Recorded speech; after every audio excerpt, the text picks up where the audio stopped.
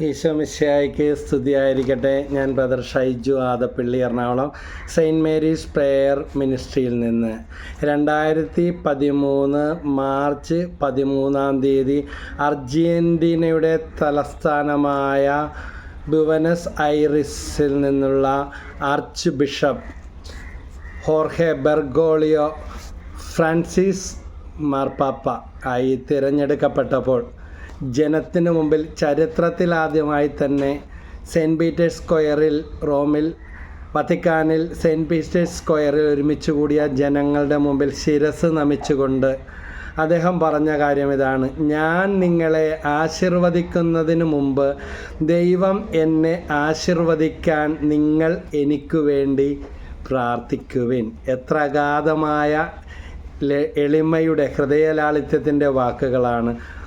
ഇതാ പൗലോസ്ലീഹ എഫെസസ്സുകാർക്ക് ലേഖനത്തിൽ 6-ാം അധ്യായം 19-20 ഞാൻ വായി തുറക്കുമ്പോൾ എനിക്ക് വചനം ലഭിക്കാനും സുവിശേഷത്തിൻ്റെ രഹസ്യം ധൈര്യപൂർവ്വം പ്രഘോഷിക്കാനും നിങ്ങൾ എനിക്ക് വേണ്ടി പ്രാർത്ഥിക്കുവിൻ.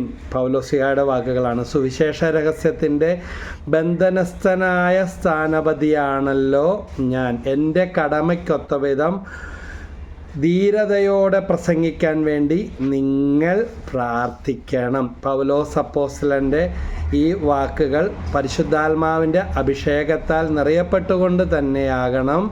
ഇതാ മാർപ്പാപ്പമാരുടെ ചരിത്രത്തിൽ പോലും കണ്ടിട്ടില്ലാത്ത തരത്തിൽ ഫ്രാൻസിസ് മാർപ്പാപ്പ തിരഞ്ഞെടുക്കപ്പെട്ടപ്പോൾ 2013 മാർച്ച് 13 കത്തോലിക്ക സഭയിലെ 266-ാമത്തെ മാർപ്പാപ്പയായി തിരഞ്ഞെടുക്കപ്പെട്ട ഫ്രാൻസിസ് മാർപ്പാപ്പയുടെ ഈ വാക്കുകൾ ഒന്നും കൂടെ ആവർത്തിക്കുകയാണ്: ഞാൻ നിങ്ങളെ ആശീർവദിക്കുന്നതിന് മുമ്പ് ദൈവം എന്നെ ആശീർവദിക്കാൻ വേണ്ടി നിങ്ങൾ എനിക്ക് വേണ്ടി പ്രാർത്ഥിക്കുവിൻ. ഇന്ന് നമുക്ക് ഓരോരുത്തർക്കും, പ്രത്യേകിച്ച് സഭയിലും സമൂഹത്തിലും വിവിധ തരത്തിൽ ശുശ്രൂഷകൾ ചെയ്യുന്നവർക്ക് എളിമയുടെയും പ്രാർത്ഥനയുടെയും ഉദാത്തമായ മാതൃകയാണ് ഫ്രാൻസിസ് മാർപ്പാപ്പയുടെ ഈ തലകുനിക്കലും ഈ പ്രാർത്ഥനയ്ക്ക് വേണ്ടിയുള്ള യാചനയും. ദൈവം എല്ലാവരെയും അനുഗ്രഹിക്കട്ടെ. Praise the Lord.